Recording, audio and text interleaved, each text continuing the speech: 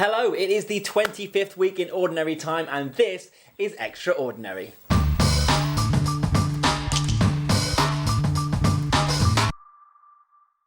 So, in anything but ordinary time that we're in right now, we're anchoring ourselves in the church's week yet again, looking at the feasts and saints to help guide us through what is a very uncertain time. And I hope you guys watching in your schools, because I know there's lots of new schools that have started watching us as well. Hope you guys have had a safe first couple of weeks back and are trying to navigate everything as well as you can do. Massive shout out to all the school staff and teachers who are doing an incredible job in keeping you guys safe and keeping schools going. You're amazing and you're inspirational. And you're making sure that we can be together, that people aren't being left out. And that's important because this week's word of the week is inclusion.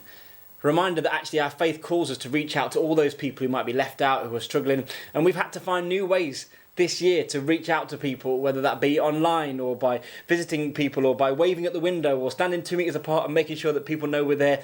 Inclusion is so massively important because no one should be left out. Everyone is made in the image of God and has that incredible dignity and awesomeness, and we need to celebrate that, and that's what we're going to do this week. Now, on Monday, the first saint that we're going to get to, he was somebody who maybe didn't kind of fare so well with the whole inclusion thing. Maybe was a bit left out, but I'm not going to tell you about that, because back once again, after a rave review from last week, is our Feast of the Church expert, Elise. Elise, come back in. Welcome back to the studio. Good to see you. It's good to be back. Obviously, those of you who have seen you on TikTok will know all about last week's feast. But again, another Monday, another feast. True. Who are we talking about? So today we are talking about the Feast of St. Matthew, September 21st. Okay. Now, Matthew, obviously the author of the first Gospel in the New Sure. Testament and one of Jesus' 12 apostles. Now, prior to Matthew becoming an apostle, he was a tax collector, and tax collectors obviously hated by everyone. Big no time. one liked the tax collectors. But Jesus still was like, follow me, follow me. Yeah. And that's great on our theme of inclusion this week, that everyone can be included. Jesus included everyone, even those who were hated by society. And he is now the patron saint of accountants. Okay. So therefore, when we have financial worries, we tend to pray to him. And so I think as well, that's good on inclusion, because everyone at some point in their life is going to have financial worries about money. And so, he's a good one. He's a big one. He's a big lad there, Yeah. big saint. Thank you very much. Thank As you. always, dropping the knowledge bomb every time. She just comes in, sits down, lays it out like that. Loving it. But of course, really big feast. And of course, again, we're finding ways to take our faith and our church and help use it to make sense of our world and what's going on at the moment. And that's so important. Now, when we get to Wednesday, there's a really very famous saint, Saint Pius of Pietrelcina, or Padre Pio, as he's sometimes known. This guy, the list of miraculous stuff this guy could do was amazing. So he had stigmata, he worked miracles, did healings, and one of the most amazing things he could do was bilocate. Now, if you don't know what that means, it means you could appear in two different places at the same time. So, to help illustrate that, I'm going to bring in myself. Hi, Tom. How you doing? Hi, Tom. Yeah, bilocation. Tell us a bit about that. Bilocation simply means being in two places at one time. Oh, that's really cool. So what can we learn from Padre Pio? I think it's to pray. He was often pictured with the rosary, and his example to us is to pray. Brilliant. Well, thanks very much. See you again. Oh, I've got all the guests on today. It's very exciting. Hit Thursday, Our Lady of Walsingham. Now, you'll notice there are lots of Our Ladies of. Okay, it's still the same Our Lady. It's still Mary, Jesus' mum. But there are lots of different patronesses and things that she represents and helps connect with, because she's awesome and she wants to include everybody. And there's lots of ways in which we can pray to her.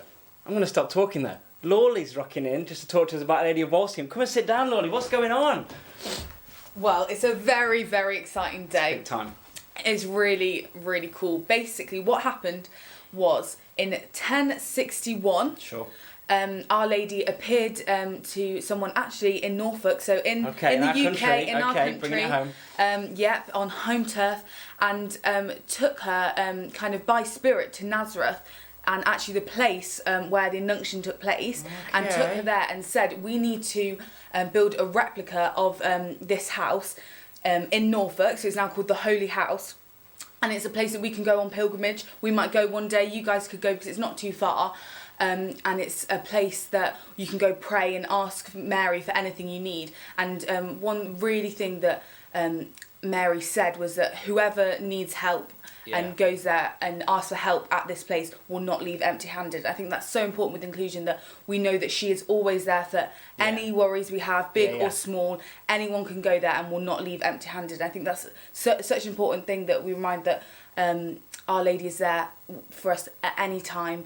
For anything that we need, and that's so comforting. It is. It's a really, really important reminder about our faith, that actually it's there for everybody. Like, even if you're not Catholic or not Christian, don't believe in God, it doesn't stop God loving you, and it doesn't stop there being a place in our church communities, in our school communities, for you to feel and find help and inclusion, of course. Yes. Lorley, thank you as always. Thank you so it's a pleasure. much. Cheers. See you later. Busy week for the team this week. We're doing our best to include as many of you guys on our outreach tour. You will have seen some of the blog footage over the week on our YouTube channel, and this week we're hitting 4 schools. 4 schools, very exciting. We're going to get the team back on just to wrap the video up in a minute and tell us which schools they're visiting, so they can give you a shout out. Before I go though, please don't forget to include us in your subscriptions by hitting subscribe and the little bell icon, so that you know exactly when we put a new video out. And guys, get back in here. Big shout out to the schools that we're going to go visit this week, trying to include as many people as possible, and we're including our first secondary school as well. Yes, very exciting day. It's our first week where we're hitting 4 schools. So they are St Norbert's, St Winifred's, St Thomas More, and the Beckett. First secondary school, the Beckett. My That's old pretty school. special for you, Yeah, Lolly, it is. isn't it? I did used to go there. So we're so excited to kind of be reaching other people. We're going to be working with our first secondary school, and it's just a really exciting time. Can't wait to see you guys next week, guys. See Bye. you there. Bye.